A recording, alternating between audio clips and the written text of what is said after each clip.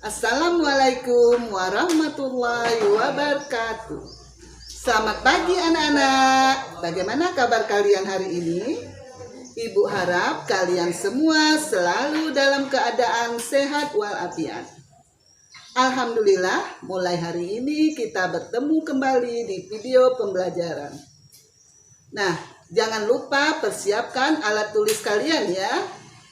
Kita mulai meringkas kembali materi pembahasan yang akan Ibu sampaikan hari ini. Sebelum kalian mendengarkan materi yang akan Ibu sampaikan, baiknya kita berdoa menurut agama dan kepercayaan masing-masing. Bagaimana? Apakah kalian sudah siap belajar?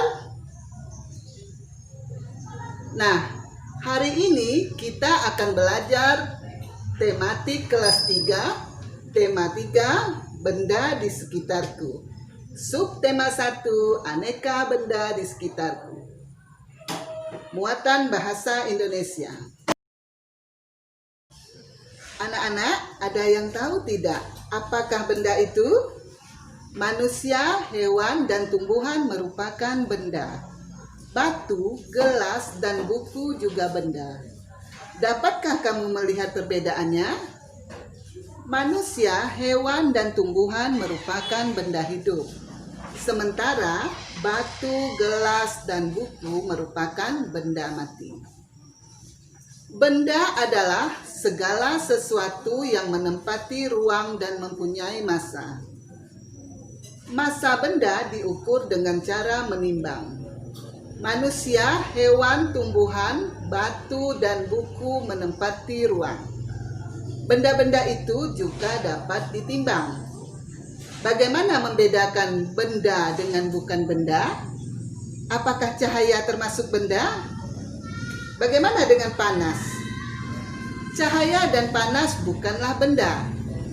Cahaya dan panas tidak menempati ruang. Cahaya dan panas tidak dapat ditimbang.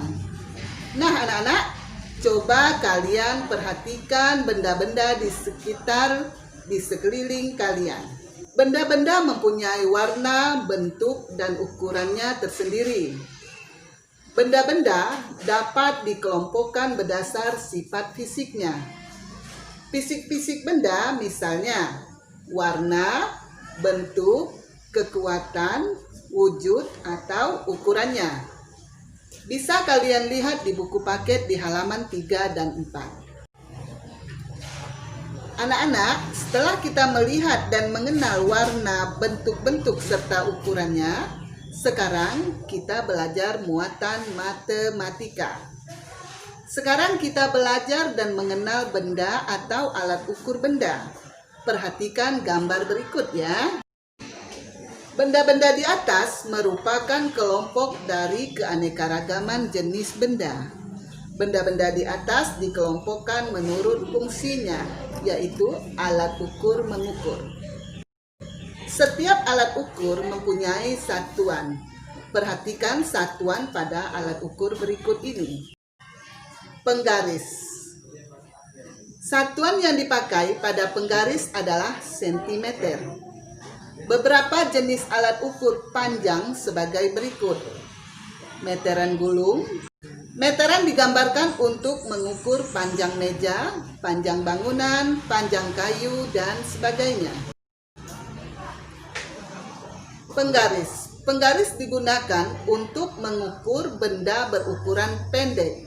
Misalnya, panjang buku, panjang pensil, dan sebagainya. Meteran kain. Ini meteran kain. Meteran kain digunakan untuk mengukur anggota tubuh saat akan membuat baju. Nah, anak-anak, setelah kalian mengenal alat ukur tadi, ayo siapkan penggaris kalian. Sekarang kita akan coba belajar mengukur pensil, pulpen, dan penghapus kalian. Coba kita ambil pulpen kalian. Kita coba ukur berapa panjang pulpen yang kalian pegang. Ya. Sudah mengukur semua? Berapa panjang pulpen kalian masing-masing? Sudah dapat hasilnya? Dari 0 ya. Iya. Sekarang kita ambil pensil. Pensil kalian. Coba kita ukur lagi pensil. Kita ukur ya berapa pensil, tergantung pensil yang kalian pegang berapa panjangnya. Nah, sekarang kita coba ambil penghapus. Nah, penghapus. Ayo, berapa panjang penghapus kalian masing-masing? Lihat hasilnya. Nah, bagaimana anak-anak? Apakah kalian sudah memahami cara mengukur benda? Selamat mencoba mengukur benda-benda yang ada di sekitar kalian. Sekarang kita masuk ke muatan SBDP. Benda-benda dapat dibuat dari bermacam-macam bahan. Berikut ini beberapa contoh alat musik ritmis. Seperti ini. Ini adalah tamborin. Nah, bunyi tamborin seperti ini. Bisa kalian dengar? Nah, sedangkan yang ini adalah maracas. Pernah dengar? Maracas. Nah, bisa kalian dengar gimana bunyi maracas? Apakah kamu pernah memainkan alat musik di atas? Selain menggunakan alat musik, kita dapat menggunakan tepukan tangan untuk mengiringi lagu. Mari kita berlatih membuat pola irama lagu. Caranya dengan menggunakan alat musik ritmis ataupun tepuk tangan. Coba kalian lihat pola ketukan di buku paket tema halaman 9. Berlatihlah memukul pola ketukan berirama menggunakan simbol tangan. Lihat di buku. Ketukan K itu menggunakan 5 jari. Ketukan K. Untuk M itu menggunakan 2 jari. Sedangkan L itu menggunakan 1 jari. Coba kita ulang. K, M, L. K, M, L. Selamat berlatih dan belajar mengikuti pola irama pada buku paket kalian. Sekarang kita masuk ke muatan PKM. Nah anak-anak, kalian pasti tahu bahwa benda terbuat dari berbagai bahan dasar. Coba kalian perhatikan gambar berikut. Ayo tebak, terbuat dari bahan apakah benda-benda tersebut? Iya, benar. Kayu. Kayu adalah bagian dari pohon. Untuk memperoleh kayu, kita harus menebang pohon. Kemudian mengambil bagian batang untuk diolah menjadi berbagai macam benda. Perubahan dari batang kayu menjadi benda-benda tersebut melalui proses yang berbeda-beda. Anak-anak, sila kalian membaca cara mengolah kayu di buku paket tema halaman 12 dan 13 ya. Agar kalian tahu bahwa kayu diolah menjadi benda-benda yang kita pakai sehari-hari. Nah anak-anak, coba kalian perhatikan di daerah tempat tinggalmu. Apakah di daerah tempat tinggal kalian mempunyai hutan? Kalian tahu tidak?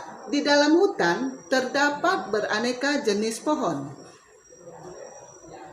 Fungsi hutan antara lain untuk menyerap air hujan. Hutan menyimpan air hujan tersebut dalam jumlah yang banyak. Namun ketika hutan digunduli, membuat aliran air terganggu. Hal ini menyebabkan air menggenang. Akhirnya terjadi banjir yang mengalir ke pemukiman penduduk. Untuk mencegah itu, kita harus bersama-sama menjaga kelestarian hutan. Maka dari itu, setiap warga harus saling tolong-menolong dan bekerja sama melestarikan lingkungan di tempat tinggalnya. Serta selalu bermusyawarah menyelesaikan suatu masalah yang terjadi dimanapun berada. Masalah yang ada di lingkungan sekolah, di lingkungan keluarga, dan di lingkungan masyarakat. Anak-anak, musyawarah bertujuan untuk membahas bersama suatu masalah dengan tujuan mencapai keputusan bersama untuk menyelesaikan masalah. Coba kamu bermusyawarah bersama temanmu. Bermusyawarah tentang bagaimana cara menjaga lingkungan di rumah. Demikian anak-anak pembahasan pelajaran kita hari ini. Ibu harap semoga kalian bisa menerapkannya dalam kehidupan sehari-hari. Ingat ya anak-anak, selalu menggunakan masker, jangan lupa mencuci tangan dan menjaga jarak. Jangan lupa tetap rajin belajar dan semoga tetap semangat belajarnya. Sampai berjumpa di video pembelajaran berikutnya. Wassalamualaikum warahmatullahi wabarakatuh.